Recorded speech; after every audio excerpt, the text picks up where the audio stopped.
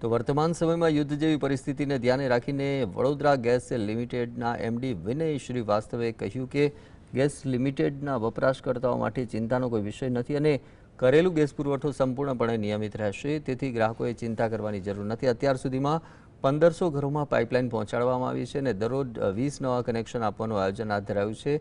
હાલમાં ઘરેલું ગેસ માટે લગભગ 5000 પેન્ડિંગ ઇન્ક્વાયરીઝ છે। ગેસ કનેક્શન માટે વહીવટી મંજૂરી ન મળવાના કારણે કામગીરી અટકેલી છે, જે ટૂંક સમયમાં પૂર્ણ થશે। ઇન્ડસ્ટ્રી ઇન્ક્વાયરી અંગે અત્યાર સુધીમાં મોટી ઉદ્યોગ એકમોમાંથી 5 જેટલી ઇન્ક્વાયરી મળી આવી છે। क्यूबिक मीटर में अगर हम बात करेंगे तो हमारे पास देखिए 2,90,000 के आसपास में कनेक्शन है और क्यूबिक मीटर में हम जो करीब सप्लाई कर रहे हैं 1,70,000 के आसपास में सप्लाई कर रहे हैं और गैस हमारे पास में अवेलेबल है। सो गैस की कोई चिंता नहीं है। गैस हमारे पास थोड़ी सी कॉन्ट्रैक्ट्स हमारे पास में गेल से कुल मिला के 11 से 12 कॉन्ट्रैक्ट्स अलग अलग टाइम के एग्जीक्यूट किए हुए हैं।